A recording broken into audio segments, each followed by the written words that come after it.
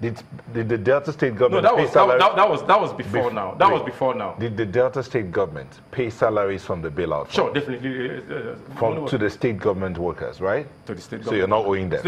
But to the local government, you gave 2.5%. No, that's not the position. That's what you said. The local government, in terms of the bailout, did not get just 2.5% of the money. What did they get? What the local government got, especially, for example, in the last tranche, was a total of about 3.1% of the funds. You understand? And then, hold on, please. And then 45% of the same amount of money was used for capital project. And then the payment of pensions and salary also get a whopping sum of about 55% of that entire sum.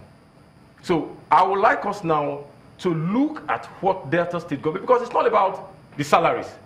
With due respect, we appreciate our workers, we appreciate our senior citizens, the pensioners. We also know that the workers and the pensioners are a small portion of our population.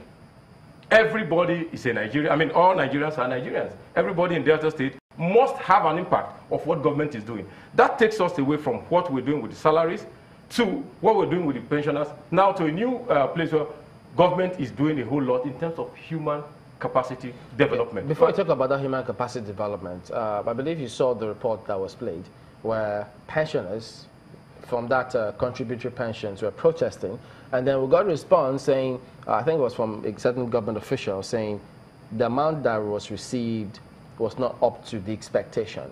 Now, he didn't say the amount that was received, he didn't say the expectation. So does that mean that those who are protesting didn't have any reason to protest?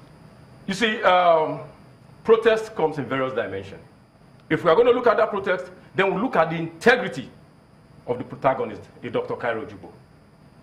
That protest you saw is not the real face of Delta pensioners. I'm going to come to that because it's important that we give out information as it were. Are you saying that was staged?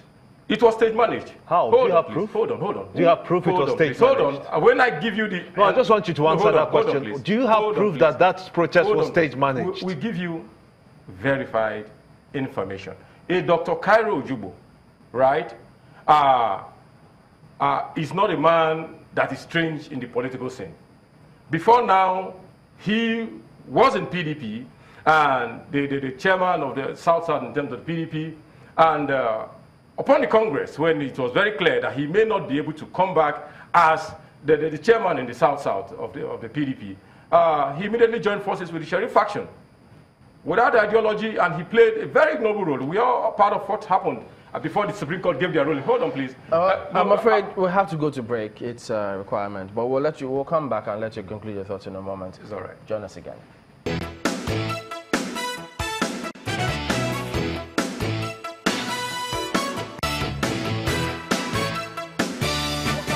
Sunrise. So could you go ahead and tell us, what did the state do with the bailout funds? Yes, Delta State government gave out the first tranche, 14.5 billion, gave out 3 billion naira for the local government salaries and everything.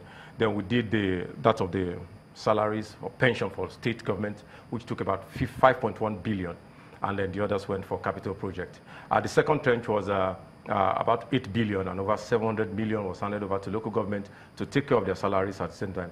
And then 45% of it was also meant for capital project, while another 55% was meant for payment of state government and salaries and pension. The last one was about 13 billion. We have about 3 billion for, 2.1 billion for local government salaries again, while the others went for capital projects and salaries of the state government and pensions. You see, like I mentioned before, Dr. Cairo Jubo is doing a lot of stage managing and doing the yeoman's job. And unfortunately, we are now coming out to tell people, we are coming out to tell Nigerians that we know him, we know his antecedents, we know where he's coming from, and we know where he's headed. So I want to use this opportunity to appeal to Nigeria. That is not the export. Dr. Cairo Jubo is not the export of the real data to the world. About the budget, he said something about there's a black budget, and that the budget is not very interesting. This is the budget appropriation for 2017. Dear Nigerians, this is the budget. A full budget that's very much intact, well articulated, signed into law by His Excellency the Governor of Delta State. If you look at the composure of Dr. Cairo Jubo, It's obvious that it tells much. That's not where we're headed now. But the government of Delta State is doing a whole lot in terms of utilizing funds beyond the bailout fund, the statutory allocation and the IGR, in terms of human capacity development. You mentioned capital projects that the government is. Can you just list some of those capital projects?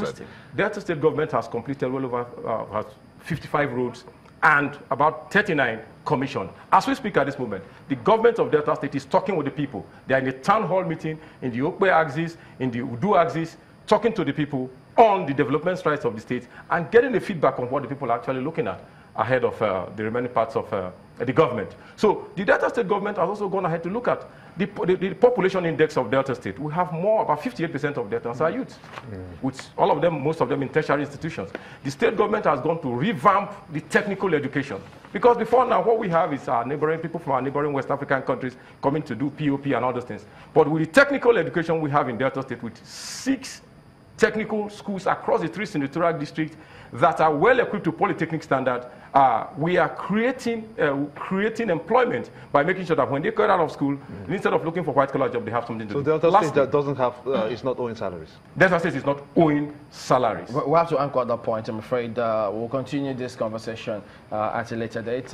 Eugene Uzum is the Executive Assistant on Orientation to the Delta State Governor. Thank you for coming on this morning. You're welcome. And that's the show today. We thank you all for watching. We'll see you tomorrow. I'm Chamberlain Uso. Thanks for watching. I am Gimba Umar.